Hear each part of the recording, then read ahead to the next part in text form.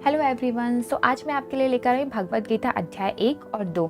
Start करते हैं भगवत गीता अध्याय 1 सेना का निरीक्षण। फ्रेंड्स, गीता के पहले अध्याय से आपको यह सीखने को मिलेगा कि ऐसी कौन सी पहली चीज़ है जो आपको लाइफ में आगे बढ़ने से रोकती है। भले ही आप में बहुत नॉलेज हो, आप में बहुत काबिलियत हो, लेकिन उस चीज़ की वजह से आप सही डिसीजन नहीं ले पाते और अपना काम नहीं कर पाते। इसके साथ साथ सपने से हकीकत में इंसान कैसे बदल जाता है वो भी हम जानेंगे। कौरवों में दुर्योधन बहुत खुश हो रहा था। उसके पास बहुत बड़ी सेना थी। भीष्म पितामह थे, गुरु द्रोणाचार्य और गुरु कृपाचार्य जैसे बड़े बड़े योद्धा थे। पांडवों की सेना में अर्जुन, भीम सहित पांचों पांडव, भगवान कृष्ण, अभिमन्यु, द्रौपदी के 5 पुत्र आदि थे। अब यह युद्ध पूरी तरह से पारिवारिक युद्ध ही था। पांडवों और कौरवों के लिए गुरु द्रोणाचार्य और कृपाचार्य दोनों एक ही थे। दादा भीष्म भी एक ही थे। साथ साथ पांडव और कौरव दोनों खुद भी चचेरे भाई थे, लेकिन हर कोई जीतने के इरादे से आ रखा था। रणभूमि में जब जोर से युद्ध की घोषणा हुई तो अर्जुन ने अपने सारथी भगवान श्री कृष्ण से कहा कि हे कृष्ण, मेरे रथ को दोनों सेनाओं के बीच में ले जाकर के एक बार खड़ा कर दो, ताकि मैं ये देख सकूं कि मुझे किन को मारना है। ऐसा सुनकर भगवान कृष्ण ने अर्जुन के रथ को कौरवों की सेना के सामने वहां पर ले जाकर खड़ा कर दिया, जहां पर कौरवों की सेना में अर्जुन के दादा भीष्म पितामह और गुरु द्रोणाचार्य खड़े थे। और गुरु द्रोणाचार्य ने ही अर्जुन को तीर चलाना भी सिखाया था। अर्जुन ने युद्ध के मैदान में जिधर भी देखा वहां दोनों तरफ ही सिर्फ परिवार वाले ही नजर आ रहे थे। ये देखकर अर्जुन बहुत ही दुखी हो गए और कृष्ण से बोले, यहाँ तो हर कोई मेरा सगा संबंधी ही है। मैं अपने ही लोगों को युद्ध में नहीं मार सकता। मुझे इस राज्य के लिए तो क्या, अगर कोई तीनों लोग भी दे तो भी मैं ऐसा युद्ध नहीं करूंगा जिससे मुझे अपनों को ही मारना पड़े।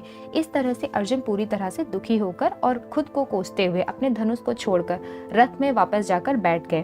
फ्रेंड्स, गीता के इस फर्स्ट चैप्टर से हमें यह सीखने को मिलता है कि वास्तविकता सोच से अलग होती है। हमें नहीं पता होता है कि जब हम कोई काम करने का इरादा लेकर जा रहे होते हैं तो वहां पर क्या हो सकता है। जब हम किसी बुरी चीज का सामना करते हैं तो हम संयम खो बैठते हैं और घबरा जाते हैं, और घबरा जाने के बाद हम हमारा ही असली रूप भूल जाते हैं।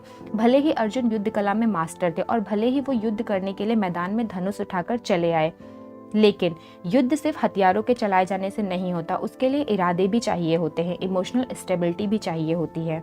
मैदान में आकर अर्जुन को अपनी ड्यूटी से ज्यादा फैमिली और गुरुओं से मोह हो गया और उससे फिर वो दुखी हो गए। वो युद्ध करने का डिसीजन नहीं ले पाए। इससे ये भी सीखने को मिलता है कि जिंदगी में हमें हमारा कर्म करने से सबसे पहले रोकने वाला होता है, तो वह है हमारा मोह, यानी कि अटैचमेंट। आप सुबह जल्दी उठ सकते हो, लेकिन आपको नींद और आलस का मोह होता है। अर्जुन एक क्षत्रिय थे और युद्ध करना ही उनका काम था, और वो युद्ध करने में अच्छी तरह ट्रेंड भी थे, लेकिन वो अटैचमेंट में आकर अपना कर्म भूल गए। इसलिए अगर लाइफ में आपको चुनौतियों से लड़ना है तो आपको अपने अटैचमेंट को सेक्रीफाइस करना आना चाहिए।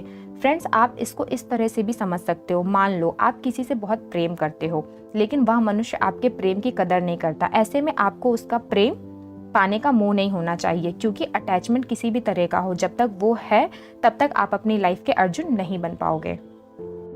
भागवत गीता अध्याय 2 गीता का सार। फ्रेंड्स, गीता के दूसरे अध्याय से हमें इमोशनल स्टेबिलिटी, आत्मा, मृत्यु, पुनर्जन्म, डिसीजन मेकिंग के बारे में सीखने को मिलता है, और गुस्से का सबसे बड़ा रीजन और उसका सोल्यूशन क्या है, कैसे आप किसी भी कंडीशन में खुश रह सकते हो और मेहनत कैसे करते हैं, यह भी आपको सीखने को मिलेगा। जब अर्जुन ने युद्ध करने से मना कर दिया तब सारथी श्री कृष्ण ने अर्जुन से कहा कि अर्जुन, ये तुम्हें अचानक से क्या हो गया है? जिस तरह की कमजोर बातें तुम बोल रहे हो वो तुम जैसे महान योद्धा के मुंह से बिल्कुल अच्छी नहीं लगती।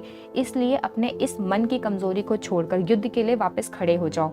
अर्जुन बोले कि मैं किस तरह से अपने ही गुरुजी द्रोणाचार्य और दादाजी भीष्म पितामह को मारने के लिए अपना धनुष चला सकता हूँ, क्योंकि ये तो मेरे लिए हमेशा से ही भगवान की तरह रहे हैं।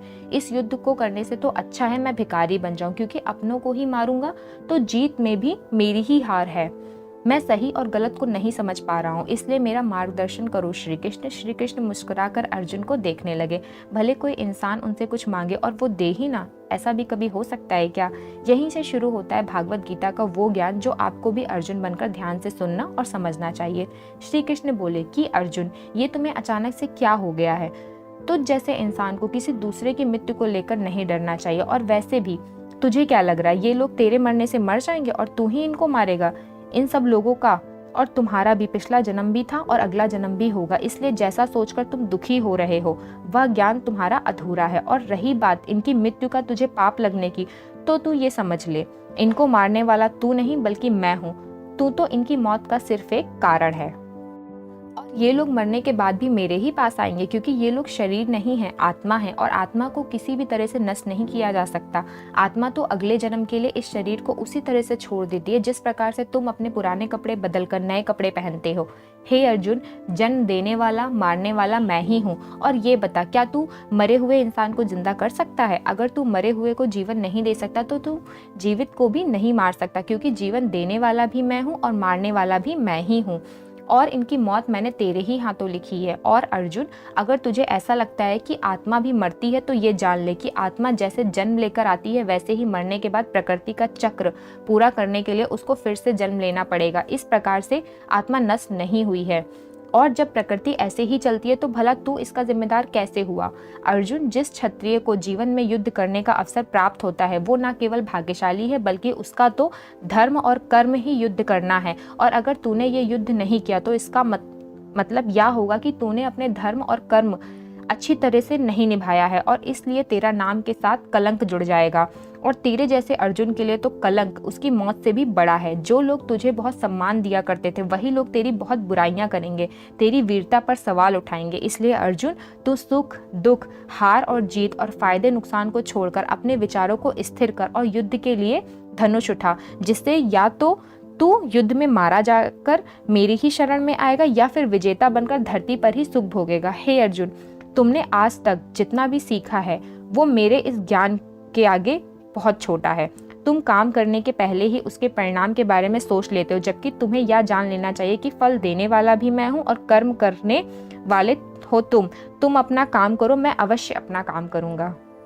इस बात पर अर्जुन ने श्री कृष्ण से सवाल किया कि आपने मुझे अपने विचारों को स्थिर यानी कि अपने इमोशन और थॉट्स को कंट्रोल करने को कहा है, तो यह मैं कैसे करूं? इस पर श्री कृष्ण बोले कि जो व्यक्ति अपने मन की सभी इच्छाओं और अपने सभी कर्मों के फलों के बारे में सोचना बंद कर देता है वही स्थिर बुद्धि वाला कहलाता है। ऐसे व्यक्ति को ना तो खुद के साथ बुरा होने का कोई दुख होता है और ना ही किसी अच्छे काम में खुशी होती है, जिसके मन से हर प्रकार का डर, भावना और क्रोध नष्ट हो गए हैं, जो शुभ और अशुभ के चक्कर से बाहर निकल गया है, जो इस प्रकार से अपनी इच्छाओं को वश में कर लेता है जैसे कोई कछुआ खुद को खुद ही में समेट लेता है, उस मनुष्य की बुद्धि स्थिर हो जाती है। क्योंकि अपनी इच्छाओं के बारे में सोचते रहने से हमें वो इच्छाएं अच्छी लगने लगती हैं।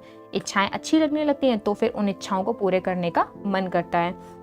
जब उन इच्छाओं को पूरा करने में कोई रुकावट आती है तो फिर हमें गुस्सा आता है, और गुस्सा आने से इंसान पागल हो जाता है और फिर वो अपना कर्म और धर्म भूलकर खुद ही अपनी स्थिति से नीचे गिर जाता है। परंतु अगर कोई अपनी इच्छाओं को वश में करके उनका गुलाम नहीं होता है तो उसका अंतर्मन शुद्ध रहता है और उसके दुख का अंत हो जाता है, और जब उसके सब दुख ही समाप्त हो जाते हैं तो उसकी बुद्धि स्थिर हो जाती है। परंतु जिसकी इच्छाएं और कामनाएं उसके मन से नहीं होती हैं वो मनुष्य कभी शांति नहीं पाता, और जब शांति ही नहीं पाएगा तो वो खुश कैसे रहेगा भला? उसकी हालत तो उस नाव की तरह होती है जिसको उसकी इच्छाएं की हवा किसी भी दिशा में बहा करके ले जा सकती है। स्थिर बुद्धि वाला प्राणी तो उस समुद्र की तरह है जिसमें चाहे कितनी ही नदियां आकर मिलें फिर भी उसको कोई फर्क नहीं पड़ता, और इसी तरह का स्थिर बुद्धि वाला प्राणी मृत्यु के बाद मेरी ही शरण में आता है। फ्रेंड्स, अब आते हैं इस चैप्टर के मीनिंग पर। आप में से बहुत सारे लोग होंगे जो अपने प्रियजनों को खो देते हैं, और आज तक आप लोगों में से जिसने भी अपने प्रियजनों को मृत्यु के द्वारा ही इस संसार से नहीं खोया, उसको भी ये जान लेना चाहिए कि उनकी जिंदगी में भी उनके किसी सबसे प्रिय, यहाँ तक कि खुद की भी मौत एक दिन जरूर आएगी। लेकिन इससे उदास होने की कोई बात नहीं है, क्योंकि खुद भगवान ने ही कहा है कि हम अपने जन्म से पहले भी इस दुनिया में नहीं थे और मौत के बाद भी नहीं रहेंगे, लेकिन उस समय हम किसी न किसी रूप में इस ब्रह्मांड में जरूर रहेंगे, और इसलिए हमें मौत से नहीं डरना चाहिए, क्योंकि या तो हमारा पुनर्जन्म होगा या फिर हम परमात्मा में हमेशा के लिए मिल जाएंगे। और जब सब लोग आखिर में एक ही जगह में मिल जाएंगे तो फिर क्या भाव खाना, और यही प्रकृति का नियम भी है। और हम कोई शरीर नहीं है जो हमें डरने की ज़रूरत है, हम आत्मा हैं और उसी का अंश हैं जिसको हम भगवान कहते हैं। और अगर हमें बनाने वाला भगवान है तो फिर हमें उससे ही मिलने का प्रयत्न करना चाहिए। ये दुनिया तो मात्र उस ईश्वर का मायाजाल है। अब फ्रेंड्स, अर्जुन डिसीजन नहीं ले पा रहे थे। जब भी हम कोई डिसीजन लेते हैं तो एक तरफ हमारा अटैचमेंट होता है और दूसरी तरफ वो होता है जो हमें करना चाहिए, और इसी मोह के चक्कर में हम वो नहीं कर पाते हैं जो हमारा रियल काम होता है और जो हमें लाइफ में सफलता के रास्ते में आगे ले जाता है। एग्जाम्पल के लिए, अगर आपको घर से दूर पढ़ाई करने के लिए या सपने पूरे करने के लिए घर से दूर जाना पड़ रहा है, तो आपको अपने परिवार का मोह छोड़ना पड़ेगा। इसी तरह से आपको हर डिसीजन में यह देखना है कि आपकी लाइफ में मोह कौन कौन से हैं और आपके कर्तव्य के लिए ज़रूरी क्या है। इसके बाद बात करते हैं कि हमारी प्रॉब्लम्स का सबसे बड़ा कारण क्या है और उनका सबसे बड़ा सोल्यूशन भी क्या है। फ्रेंड्स, हमारे दुखों का सबसे बड़ा कारण है हमारी अपनी इच्छाओं के बारे में सोचना। जब हम अपनी इच्छाओं के बारे में सोचते हैं तो समय बीतने के बाद हम उनको पूरा करने की भी कोशिश करते हैं, और जब वो कोशिशें नाकामयाब हो जाती हैं तो हमारे अंदर गुस्सा पैदा हो जाता है। और गुस्सा ऐसी चीज़ है जिसको अगर किसी ने शरीर छोड़ने से पहले नहीं छोड़ा तो कभी आप अपने जीते जी खुश नहीं रह पाओगे। आप हमेशा अपने आप को समस्याओं से घिरा हुआ ही पाओगे, क्योंकि ये दुनिया तो सिर्फ आपका ही रिफ्लेक्शन है। अब आप यह भी बोलेंगे कि अगर ज़िंदगी में कोई इच्छा ही नहीं रहेगी तो सक्सेस कैसे हासिल होगी, नाम कैसे कमाएंगे। तो फ्रेंड्स, इसके बारे में भगवान श्री कृष्ण ने कहा है कि सबसे पहले आप अपने कर्म को पहचानिए, यानी आपके लिए ऐसा क्या करना ज़रूरी है जो आपको आपका लक्ष्य प्राप्त करवाए, और उसके बाद सफल होने की उम्मीद या असफल होने का डर मन में पैदा किए बिना अपने काम को ऐसे करें जैसे वो काम आप नहीं बल्कि खुद भगवान कर रहे हैं। और इस तरह से आपकी हिम्मत कभी नहीं टूटेगी, क्योंकि आपको यह लगेगा कि ये काम मैं नहीं बल्कि मेहनत भगवान कर रहे हैं। और इस तरह से आपकी हिम्मत कभी नहीं टूटेगी, क्योंकि आपको ये लगेगा ही नहीं कि आप मेहनत कर रहे हो। आज की वीडियो में बस इतना ही, बाकी का नेक्स्ट वीडियो में।